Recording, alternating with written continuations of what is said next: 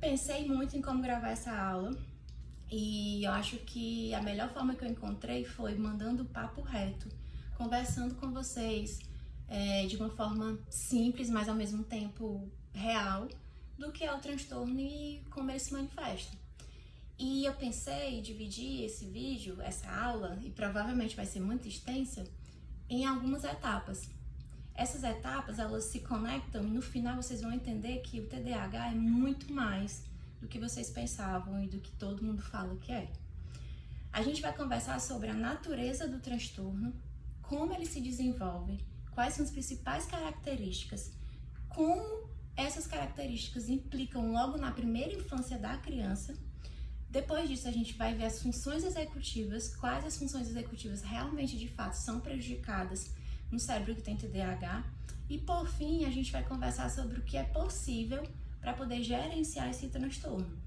Então, assim, é uma conversa, um papo reto que provavelmente no final vocês vão se questionar sobre tudo, ou pelo menos alguma coisa, alguma parte do que é realmente o TDAH.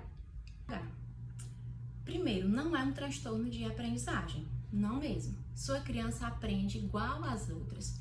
Ela está recebendo as informações da mesma maneira e está armazenando da mesma maneira também. O que acontece é que o TDAH ele é um transtorno de deficiência na taxa ritmo de desenvolvimento. Significa dizer que essa criança está desenvolvendo habilidades e funções de uma forma mais lenta que a outra criança que não tem TDAH, fazendo com que ela tenha comportamentos inapropriados para a idade dela quando comparada com o pai. Terceira coisa, o TDAH não tem características qualitativas, é quantitativas.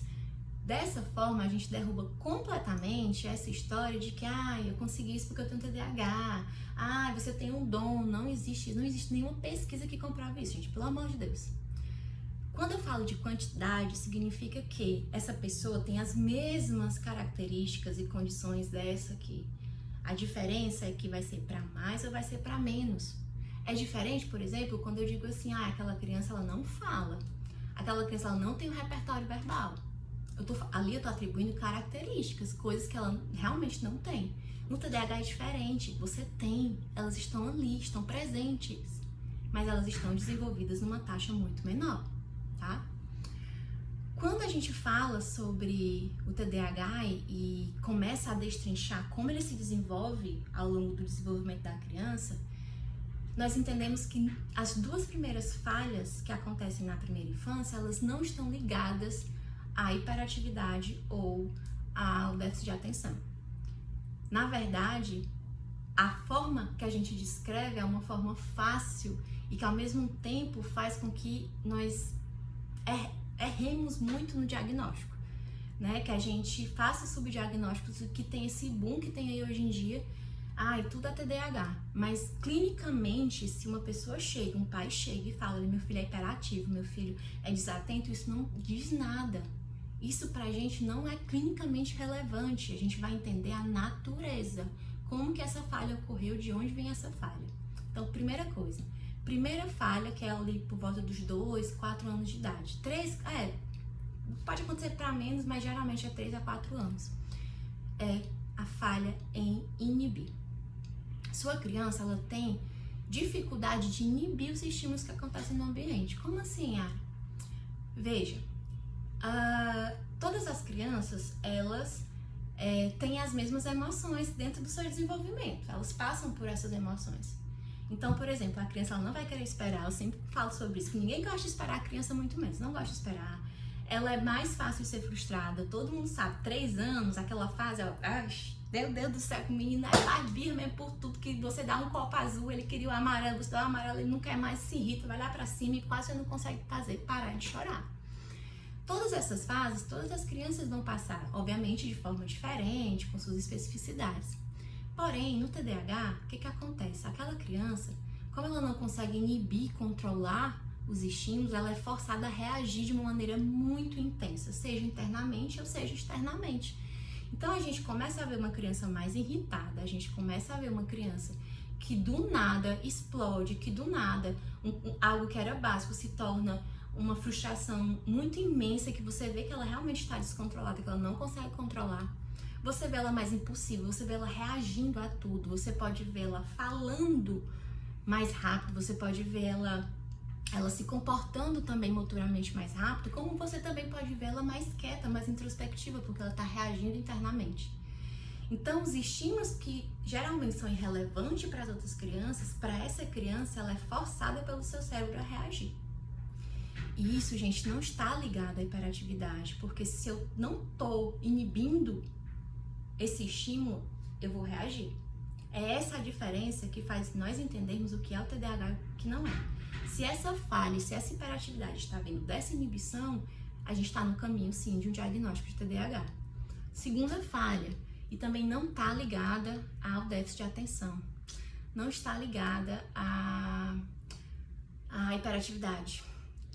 A segunda falha é persistência no alvo, persistência com o objetivo. Como assim, Ara? A pessoa que tem TDAH, ela vai falhar em persistir no objetivo, ela vai falhar em se manter em algo. Isso é muito confundido com o déficit de atenção, por quê? Porque essa criança, ela senta e não consegue se concentrar, essa criança senta e não faz atividade, ou então eu tô falando aqui, do nada ela já foi, esqueceu o que eu tô dizendo. Quando, na verdade, vejam, a primeira falha que essa criança já teve, ela precisa ter realmente essa falha para estar dentro do TDAH, ela não consegue inibir os estímulos do ambiente, ela é forçada a reagir. Então, para a segunda falha acontecer, eu preciso de algumas funções e habilidades. Para eu persistir num alvo, eu preciso, primeiramente, não me distrair facilmente. Eu preciso inibir os estímulos distratores. Ou seja, numa sala de aula, que tá todo mundo lá estudando, pá, cai um estojo de um amigo no chão. Vejam só, todo mundo ali percebeu, é a mesma capacidade atencional, volta à questão do quantitativo. Todo mundo tem a capacidade de perceber que o estojo caiu no chão. Porém, a grande maioria da turma vai retornar rapidamente para o que estava fazendo. Só que antes de retornar, elas conseguem inibir aquele estímulo. Exemplo, é irrelevante, o estojo caiu no chão. O que o estojo tem a ver com a minha vida, com o que eu estou fazendo? Absolutamente nada. A pessoa que tem TDAH, quando aquele estojo cai no chão, ela é tão forçada a reagir que aquele estojo vai lembrar de uma outra vez que alguma coisa caiu, e aquela outra coisa que caiu vai fazer ela lembrar de uma queda que levou, a queda depois vai fazer ela lembrar do pai, da mãe, do amigo. Ela não conseguiu inibir, pronto. Aquele estojo que era irrelevante para outra criança, para ela não é mais. Então, eu não consigo inibir o estímulo do ambiente. Segunda coisa, para eu persistir na minha meta, eu preciso o quê? Eu preciso retomar quando eu me distrair. Eu preciso voltar para o que eu estou fazendo. Como que essa criança vai voltar para o que ela está fazendo se uma das principais funções executivas que nós precisamos para poder executar as nossas atividades é uma das mais prejudicadas no TDAH, é a memória de trabalho. É a memória de trabalho que faz com que essa criança, ela simplesmente vá e retorne, vá e retorne. Ela pode se distrair, tranquilo, todo mundo se distrai. Mas, eu tenho um objetivo, eu tenho essa atividade para concluir, eu retorno. Só que ela não tem memória de trabalho, então naqueles segundos em que o comportamento acontece, a criança não consegue lembrar, aquilo não é mais motivador para ela. Enfim, ela está reagindo a tanta coisa, a tantas coisas que estão acontecendo no ambiente, que a atividade, o que ela estava fazendo, se torna irrelevante. E a terceira coisa é que, além dela não conseguir inibir, como eu já falei, ela não consegue retornar. Quando ela percebe que ela não consegue retornar, ela começa outro objetivo, porque ela precisa de uma consequência imediata, ela precisa do reforço ali. Então ela começa a se engajar em uma série de atividades, sempre terminando e nunca, ou sempre começando e nunca terminando, na grande maioria das vezes. É por isso que a gente vê uma criança indo e voltando, né? Começa a fazer uma coisa, depois vai fazer outra e se perde no meio do caminho. E isso, gente, não tem nada a ver com déficit de atenção. Simplesmente funções executivas importantes para a execução do que ela sabe, do que foi proposto para ela, estão muito, muito falhas. Então, quando a gente percebe que tem uma função executiva ali muito prejudicada, isso abre porta para a gente entender que as 5 principais funções executivas necessárias para uma criança, um adulto executar, elas estão comprometidas desde a primeira falha. A gente vai conversar sobre elas agora. As 2 principais falhas nós já comentamos. E agora a gente vai falar sobre as 5 funções executivas que são necessárias para que a criança, ela execute. Então, ela pega aquela informação que está sendo passada e execute. Quando a gente fala isso, primeira função executiva, parar. Essa criança, ela precisa parar. Vamos lá, como que a minha criança vai parar se controle inibitório tá muito prejudicado, ela não consegue inibir os estímulos. Se eu não consigo inibir os estímulos, consequentemente eu não consigo o quê? Parar. Então, essa função executiva de parar, ela é comprometida pela primeira falha. Eu tenho uma criança que ela não consegue esperar um pouco antes de reagir ao estímulo. Ela não consegue pensar em um comportamento alternativo, porque ela é ação-reação, ação-reação, ação-reação. Ela é forçada a reagir, lembra? Ação-reação. Segunda falha, o olho da mente. O olho da mente é o que faz com que a criança repasse visualmente o seu passado, visualizando o seu presente para poder fazer uma ação futura, tá? E esse olho da mente é algo que a gente vai desenvolvendo ali por volta dos seus 4 anos de idade, vai se aprimorando até o final da vida. O olho da mente é que faz você tá aqui. Eu tô gravando esse vídeo, eu tô me lembrando que eu gravei um vídeo há meses atrás e a voz talvez não ficou boa, então, opa, não vou fazer tal coisa. Isso eu não preciso verbalizar, só a imagem que veio que fez eu lembrar e aqui faz eu fazer essa tomada de decisão. Isso eu fiz aqui, ó, em questão de segundos falando com vocês. A criança que tem TDAH, esse olho da mente, é muito prejudicado, porque como ela não consegue inibir, ela não consegue trazer as imagens visuais. Dito isso, a gente pode entender que essa criança tem dificuldade de lembrar. Tem dificuldade de lembrar informações, de lembrar situações e justifica em alguns pontos comportamentos repetidos que ela faz mesmo ela tendo castigo, mesmo ela tendo consequências ruins. A terceira função executiva prejudicada, gente, é o que a gente chama da voz.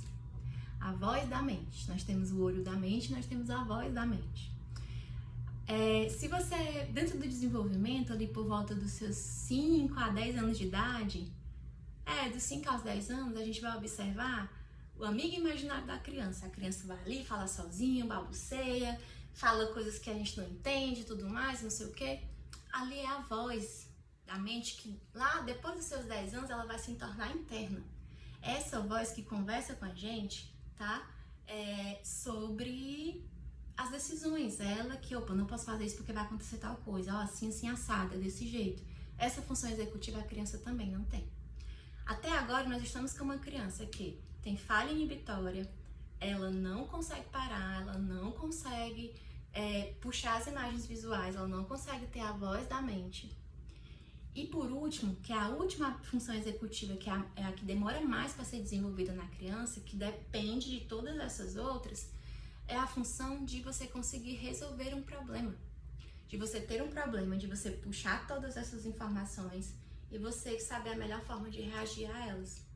Essa é uma habilidade que geralmente se desenvolve com muito mais tempo, vai se refinando, é uma habilidade difícil e realmente com o tempo ela vai se tornando a habilidade principal para a gente fazer essas tomadas de decisões. Mas se a pessoa que tem TDAH, se já é difícil para a criança que não tem, imagine para a criança que tem TDAH. Percebam, acabei de falar aqui para vocês várias e várias características e funções executivas, tá, meu povo? Tô falando de funções executivas, ou seja, um processo cerebral que não, ou quando não existe na sua totalidade, ele está muito defasado comparado à idade da criança. Então, significa que essa criança não desenvolveu a tempo as principais funções para ela executar o que ela sabe. Ela não tá fazendo, ela não tá se comportando de tal maneira, ou não tá realizando uma atividade, ou tá indo mal nas provas porque ela não sabe o conteúdo, gente. Não tem nada a ver com isso. Acabei de mostrar para vocês. Ela não tá conseguindo executar porque o que ela precisa para executar tá falho. Nesse momento, eu me pergunto e converso aqui com vocês também, o quanto o nome do transtorno ele faz com que a gente banalize e esqueça e talvez nem entre em contato com a seriedade que é esse transtorno. Por quê? Transtorno de déficit de atenção e hiperatividade. Déficit de atenção e hiperatividade. Meu Deus do céu, vai se concentrar, rapaz, não sei o quê. Pelo amor de Deus, tem mais coisa a fazer do que... Falo 1000 vezes as coisas, a pessoa não escuta, não segue as minhas instruções e babá. Não, gente, não é. Não tem a ver com isso. É como se a gente estivesse pedindo para uma criança que não consegue enxergar, para ela enxergar, para ela caminhar ali, ó. Vai ali, desce lá embaixo e volta. Mas eu não sei enxergar, mas te vira, desce, vai lá embaixo e volta. As funções executivas, todas essas, elas servem para uma coisa. Você desenvolver e aprimorar o autocontrole, que é a capacidade de você se autocontrolar e fazer uma série de ações autodirigidas para você mesmo. Que é aqui que nós entendemos como isso afeta a rotina da pessoa e afeta também os familiares.